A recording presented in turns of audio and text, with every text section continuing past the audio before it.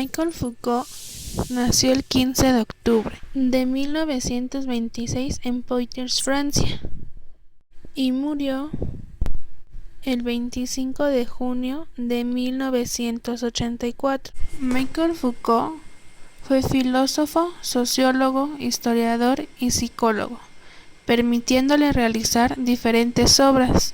Dentro de las principales están Historia de la locura en la época clásica, El nacimiento de la clínica,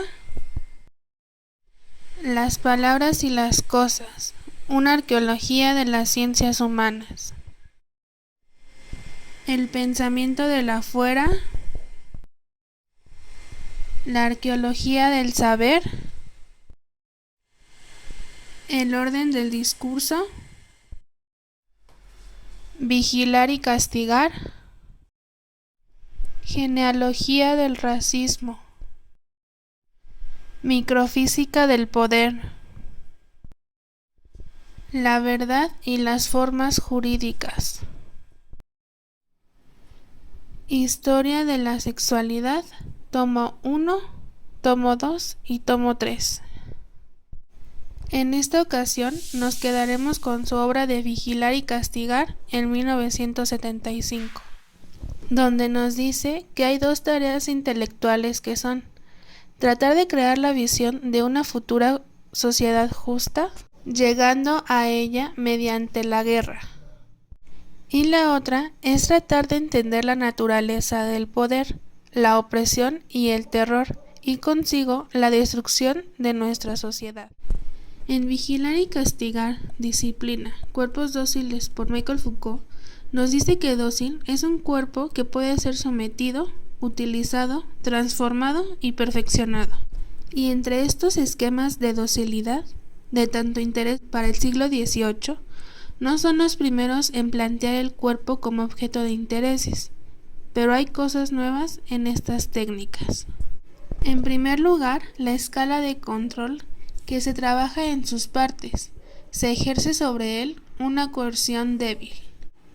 En segundo lugar, el objeto de control, como la economía, la eficacia de los movimientos y su organización interna, implicando así la modalidad como una coerción constante que vela sobre los procesos de la actividad más que sobre su resultado, llamando así disciplinas a estos métodos que permiten el control minucioso de las operaciones del cuerpo, que garantizan la sujeción constante de sus fuerzas y les imponen una relación de docilidad o utilidad.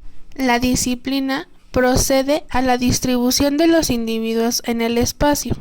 Para ellos emplea varias técnicas. La clausura, la especificación de un lugar, heterogéneo a todos los demás y cerrado sobre sí mismo, lugar protegido de la monotonía disciplinaria. 2. La localización elemental o división en zonas, espacios, a cada individuo su lugar, evitar las distribuciones por grupos, analizar las pluralidades confusas. En pocas palabras, es dónde y cómo encontrar a los individuos, poder en cada instante vigilar la conducta de cada cual, apreciarla, sancionarla, medir las cualidades. Por ejemplo, en un banco está el área de gerente, el área de recursos humanos, el área de cajas, etc. A cada individuo su lugar. 3. Los emplazamientos funcionales van progresivamente a codificar en las instituciones disciplinarias un espacio que la arquitectura dejaba en general disponible y dispuesto para varios usos. Se fijan lugares determinados para responder a la necesidad de vigilar, de romper las comunicaciones peligrosas y de crear un espacio útil. Por ejemplo, en el mismo banco, los policías que cuidan del mismo, las cámaras de seguridad. 4. El rango. En la disciplina, los elementos son intercambiables, puesto que cada uno se define por el lugar que ocupa en una serie y por la distancia que los separa de los otros. La unidad en ella no es, pues, ni el territorio, unidad de dominación, ni el lugar, unidad de resistencia. Es decir, que ahora no importa lo de cada individuo en su lugar, sino el rango es el lugar que se ocupa en una clasificación. La táctica disciplinaria se sitúa sobre el eje que une lo singular con lo múltiple. Permite a la vez la caracterización del individuo como individuo y la ordenación de una multiplicidad dada, en condición primera para el control y el uso de un conjunto de elementos distintos, la base para una microfísica de un poder celular. El control de la actividad. 1. El empleo del tiempo. Sus tres grandes procedimientos. Establecer ritmos, obligar a ocupaciones determinadas, regular los ciclos de repetición.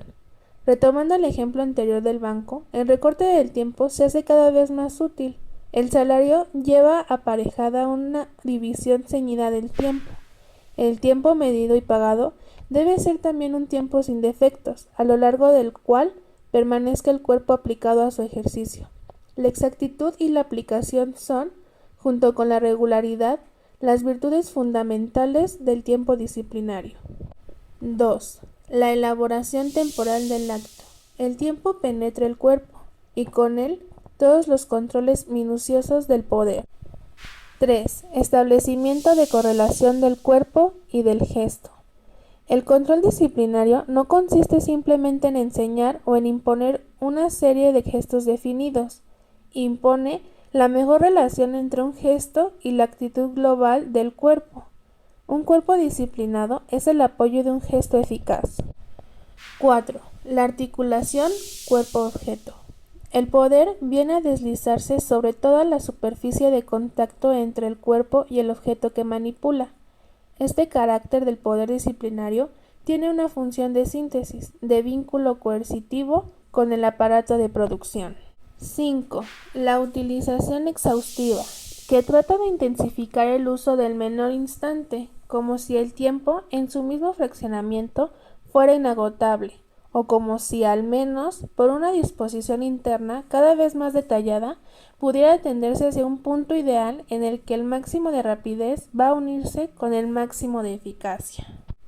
Se encuentra aquí entonces las características del aprendizaje corporativo, relación de dependencia individual y total a la vez respecto del que tiene el poder, duración estatuaria de la formación que termina por una prueba calificadora, pero que no se descompone de acuerdo a un programa. Intercambio global entre el maestro y el aprendiz, que debe dar sus servicios, y con frecuencia una retribución. Dividir la duración en segmentos sucesivos o paralelos, cada uno de los cuales debe llegar a un término especificado. 1. Esquema analítico. Sucesiones de elementos tan simples como sea posible. 2. Finalizar estos segmentos temporales. Fijarles un término marcado por una prueba que tiene por triple función identificar si el sujeto ha alcanzado el nivel estatuario, garantizar la conformidad de su aprendizaje con el de los demás y diferenciar los dotes de cada individuo. 3.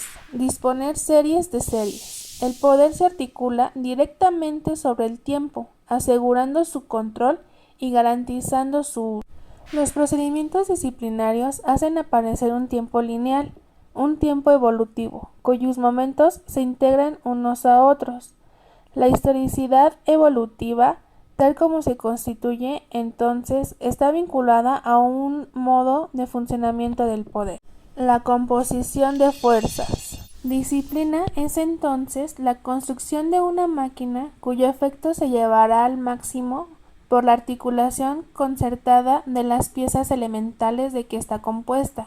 La disciplina no es ya simplemente un arte de distribuir cuerpos, de extraer de ellos y de acumular tiempo, sino de componer unas fuerzas para obtener un aparato eficaz.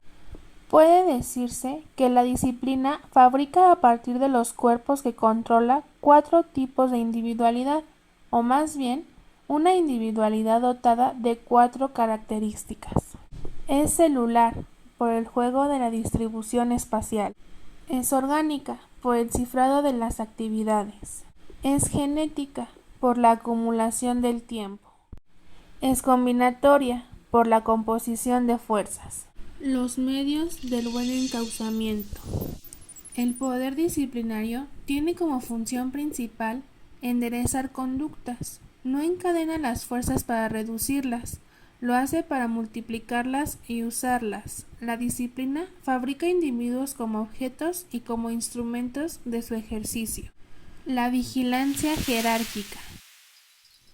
Se organiza también como poder múltiple, automático y anónimo.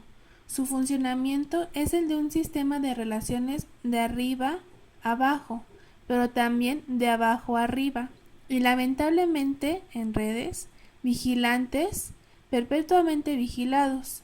El poder en la vigilancia jerarquizada de las disciplinas no se transfiere como una propiedad, funciona como una maquinaria.